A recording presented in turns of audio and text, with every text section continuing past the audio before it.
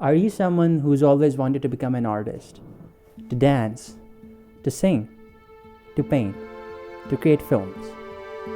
But everything that you could have become, every piece of good art that you could have made, all the unlimited possibilities of what you could have been, they're all sacrificed because what would people say? This one sentence is killing. This one sentence is the biggest sentence. It is the biggest killer of the dreams of so many young artists, of so many young people who could have been so much more, but they all stop themselves because they are afraid of being judged. They're afraid of what other people would say to them if they found out what you're doing. I'll tell you a quick story about myself, that when I was building TruthQuest, which is what you're seeing all over here, this is TruthQuest. And before TruthQuest, I've had other podcasts because I was always curious about sharing my message with the world, sharing my findings with the world, sharing my journey with the world. In fact, this is all about, hey, listen, I'm going on the journey of personal development. I'm going on a journey of becoming a better version of myself, and I'm taking you guys along. And I've always been about that, but TruthQuest was different.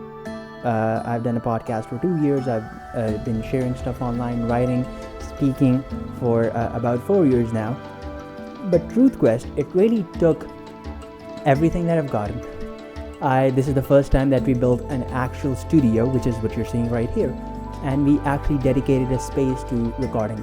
And we actually had, it took a lot of effort on my part. It took a lot of creativity on my part, and I was really excited when I built this. But when I shared it with people, most of the comments, most of the remarks that I got from people are something along the lines of, what good is it? What is it going to do to you? Like, how is it going to help you? Just keep doing crazy stuff. That's actually, somebody said that to me.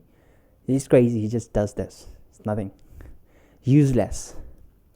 Those are the actual comments that I got when I embarked on a new journey, which I was excited for, which I wanted to do that because I wanted to share my voice. I wanted to do it in a good way, and I created all this art, and I remember being heartbroken. Yep, I know. I should have known better, but I remember that I was driving somewhere and I was like, God, I mean, you do all this, and then, there are other people who hate on you. There are a very handful of people, I would say, who appreciate you, and that is, they give good remarks. Most of the people, a huge majority of the people don't say anything. They're neutral. And some of the people who are, and by the way, these are people who are close to you, somewhere in your family, somewhere in your extended family, some of your friends, maybe even, they go to the extent of saying that you're crazy, that you've lost it, that you're mad, that this is unnecessary, that this is useless, that you're not going to build anything. Who do you think you are? Who do you think will listen to you?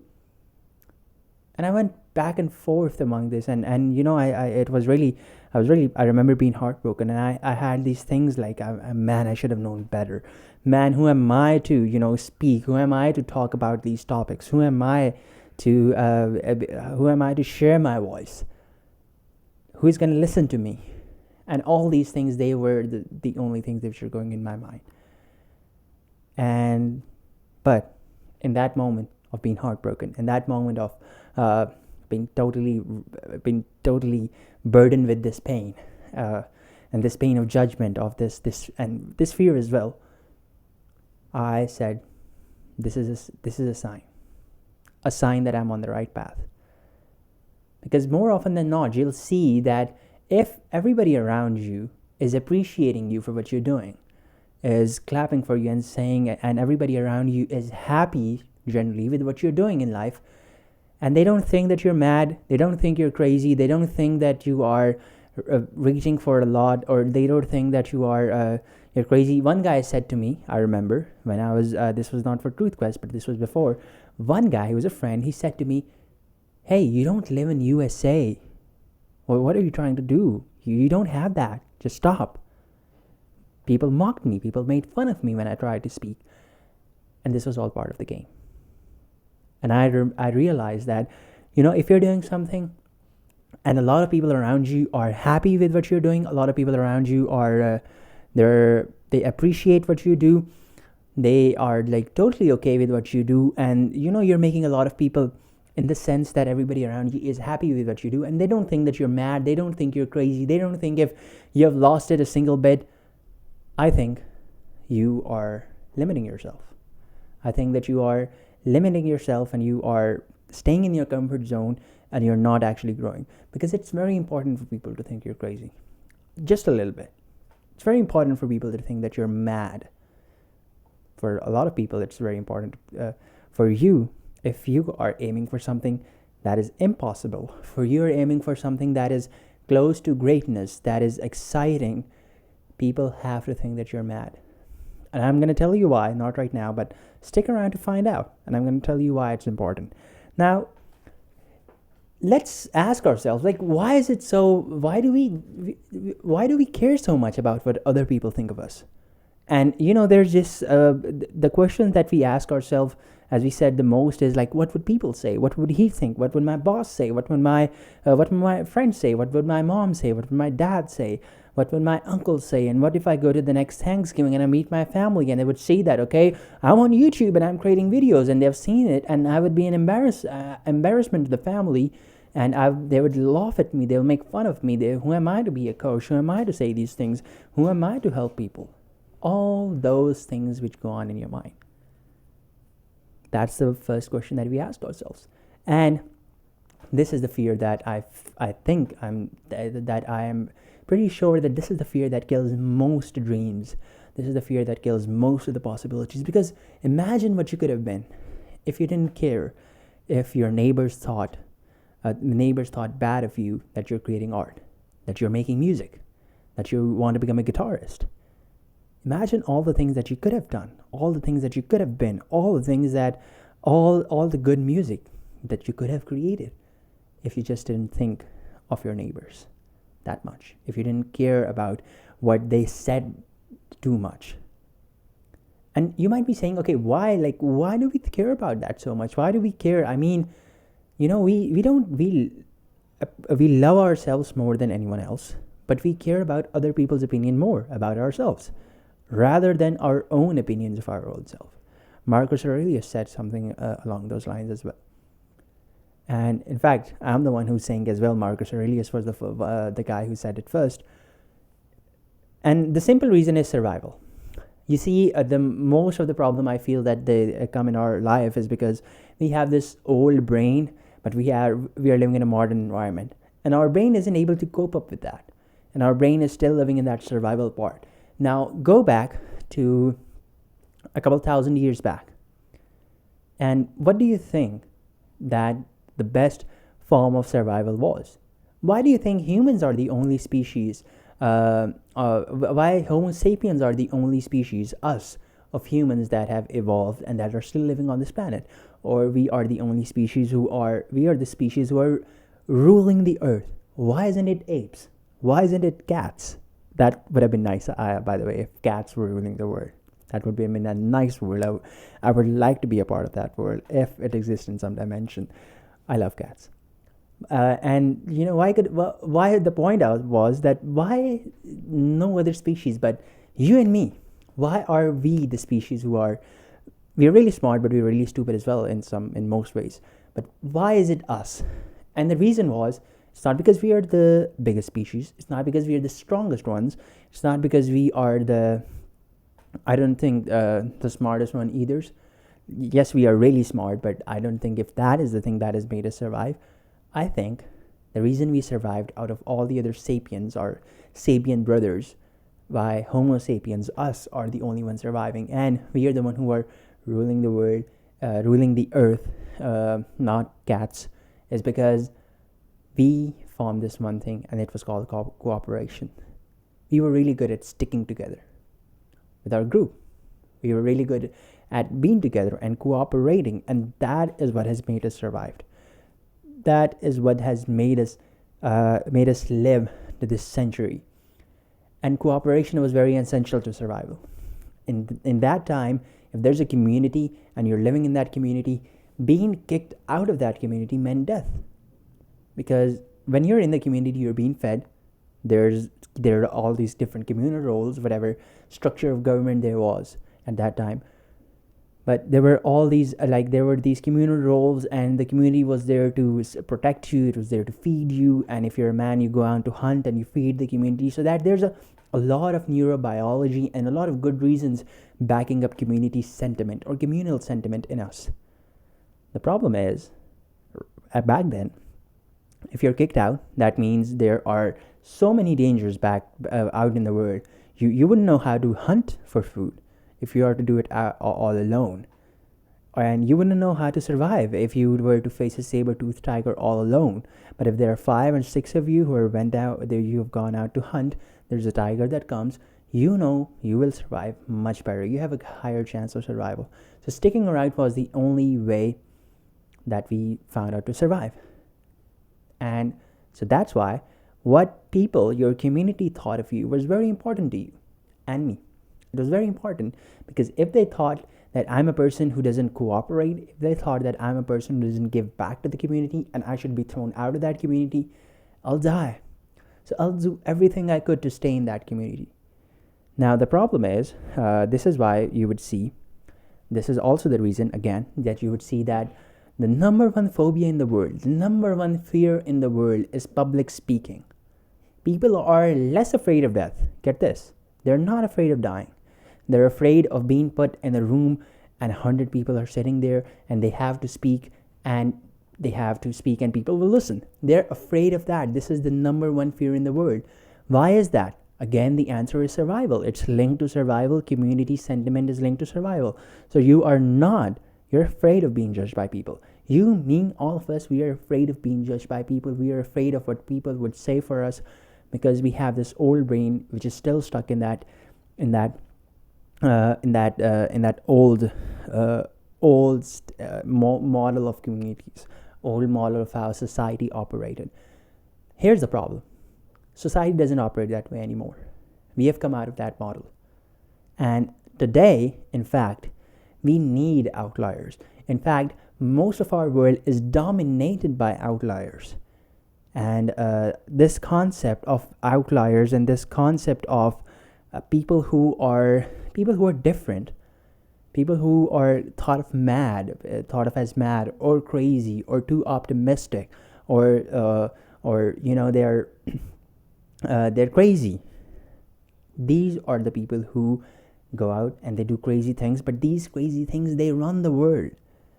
In fact, this whole concept of outliers and events that are unpredictable, this whole concept is in this great book called The Black Swan by Nassim Taleb.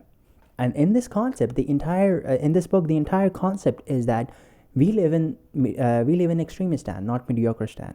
Now I'll explain in another video. That's a topic for another video. The Black Swan deserves a whole podcast on its own, and we're going to do that. But it's all about that our world is not dominated by average things.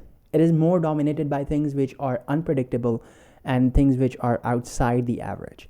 Things which are, for lack of a better word, we can say things which are lucky or unlucky. Lucky or very unlucky circumstances. For example, 9/11. Very unlucky. Nobody was able to predict that. And a lucky example is... an example of that would be, this is an example, but this is not in the modern world, but I'll give you an example from the modern world. Wealth.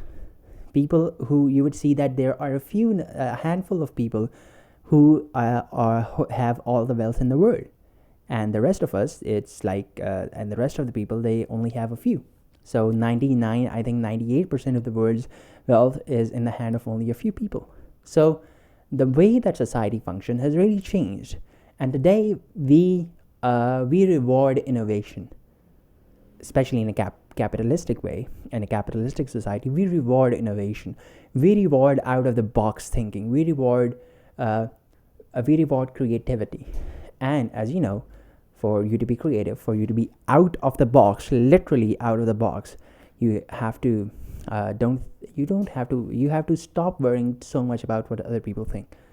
Now this is where the counterintuitive thing starts. This is where the very challenge starts. In fact, the very thing about pessimism and optimism. If you go back to the time where you're living in a community and you have this small community, let's say you're a Red Indian, you have this small Native American community, and you have this small village, and you have built a boundary in that village, and you're living there, and there's this community, and you go out to hunt and do all of that. In that kind of society, in that kind of world, optimism is a bad thing to have. You shouldn't be optimistic, because let's say that you, being the crazy kid in that community, you were too optimistic. You wanted to explore the world, you wanted to go travel, and you wanted to go to that place that you once saw, it was so beautiful, or you wanted to go touch the sky or the sun. You think there's a mountain nearby, and if you climb there, you'll be able to touch the sun, and you do that. But what if you go out and there's a tiger, or there's some danger, and you face this danger, and you're not able to handle it, and as a result, there's a pretty good chance, there's a really high probability that you never make it back home. So you're the optimistic one, and you'll die as a result of that. In that society, pessimism was rewarded, both not just by people, but by life as well. If you're pessimistic, you'll survive. Pessimistic person, you'll survive. In today's society, that's not the way it is. Optimism is rewarded, and it's rewarded exponentially. It's rewarded in a way that is we can't even imagine it. For example, all other people, they are not being optimistic. They are thinking that, okay, we are going to make more fossil fuel, and we are going to run all our cars on petrol or fossil fuels. There comes a guy crazy enough to say that I'm going to make all cars electrical. You know who he is? Elon Musk. And this guy goes on, creates Tesla, and he is rewarded for that optimistic thinking. People thought he was crazy. And when he says that I'm going to make humans a multiplanetary species, people are thinking he is crazy. But that form of optimism, not in the multiplanetary species part, but cars and electricity part, that optimism is highly rewarded.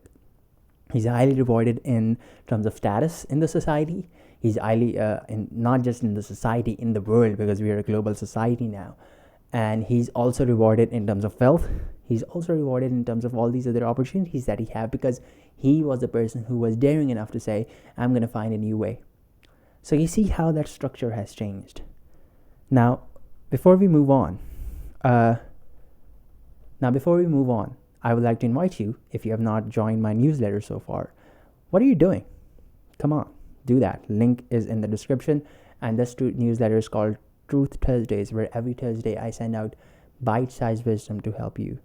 Bite-sized wisdom to help you become a better human being. It's really practical, to the point. Go ahead and do that, and we'll move on with this podcast. Now, as we say, I want you to think that if you're a computer engineer back in the 1990s, and just to drive this point home, I would say that, think of as if you're the computer engineer back in the 1990s, and you're working on building this thing called the internet. This is before the internet, I can't even use the phrase that took the internet by storm, but took the world by storm, before the internet came. And you're working on the internet, and you're telling people, like, listen, this thing is going to be so awesome, and I'm working on this, and it's going to be great, and all this. But people are saying the exact same thing to you, that you're crazy. It's not going to work. Stop it. Nobody's going to use this thing. It's too difficult. We cannot load this. And they would actually give you stats.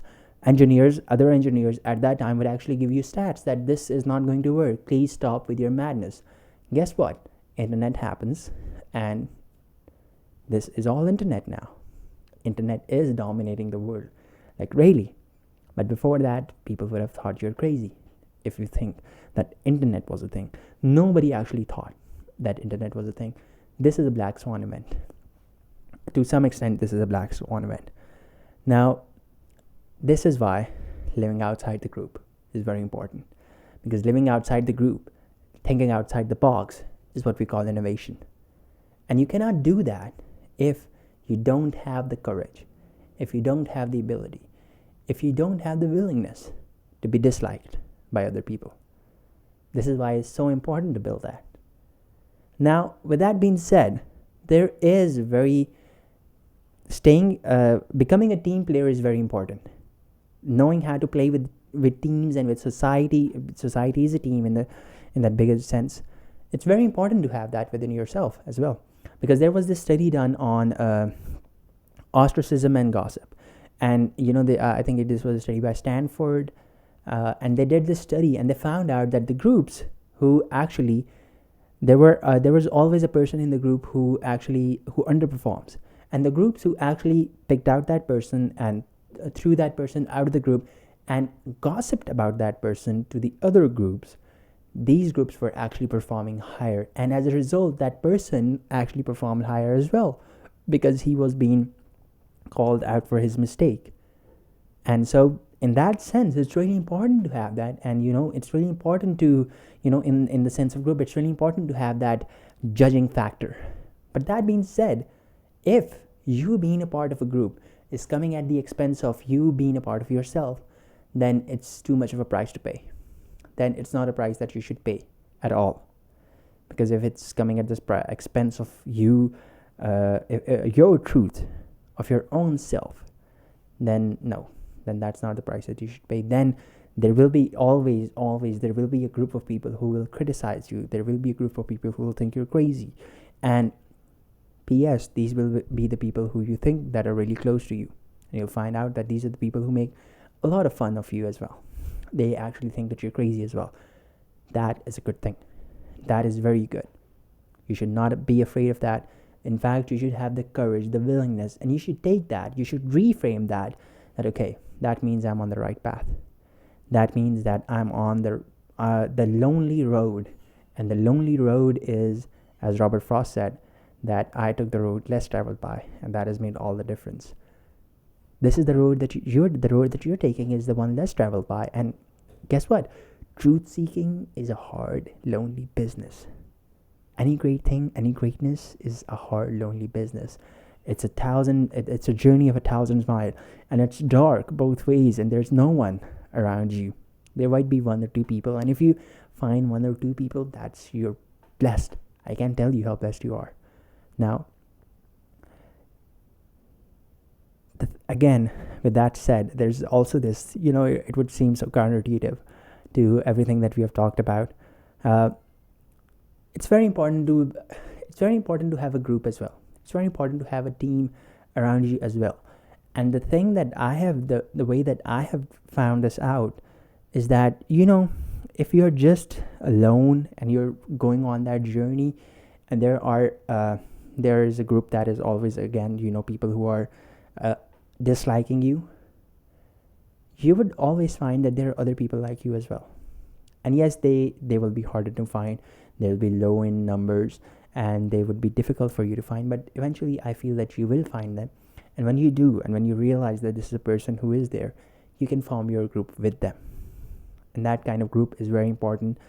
And we're going to talk more about why in some other video podcast, or I'm going to do a Facebook Live in my group, my community, the TruthQuest community. If you're not a part of it, the link to join that as well is also in the description. That is a group of people like us. That is a community that I formed of people like us. People who are crazy, people who want to be more, people who want to become better versions of themselves. So if you have not joined that, the link to do that is also in the description. Make sure to do that. Now, there's a point, I have not reached this point, but I know that people do, that where you realize is that people are too busy about themselves. The reason other people, they judge you, they think you're crazy, is because they have their own insecurities and they're projecting them onto you. And most of the time, they are too worried about their own insecurities. They're too worried about their own weaknesses. They're too worried, just like you are worried about your negative stuff, your shadow, your insecurities, your weaknesses. People are worried about theirs. And they don't have the time to think about you. This is why I think it's important that you stop thinking about them as well. It's usually stop giving an F about what they think about of you, because they might not be, you will find out that they might not be thinking about you at all. They're too busy with their own insecurities, with their own things. They're too busy worrying about what other people say of them. So you can really chill down in that place. And one other thing that really helps me is that is this fact that everybody that you know around you is going to be dead in 100 years. Everybody that is alive on this planet. Why do you care so much about them? If you and everybody around you is going off this planet, you're saying bye to this and will not even be here. Why do you care about them so much? They won't even, there will be no one in that sense to remember you or say that you're crazy or say that you were that kind of stuff. So chill down in that sense as well. So a great yardstick to measure greatness, to measure that you're on the path to greatness, is to see how many people are disliking you, how many people are saying that you're crazy, how many people are saying that you're not. And if you don't have any haters, if you don't have people who think you're crazy, then I suggest you get some. I'll see you in the next one. Hey, if you've enjoyed watching this video, don't forget to watch this video on my side. It also relates to personal development, philosophy, and practical wisdom. And also, don't forget to subscribe. Continue seeking truth and become a truth seeker.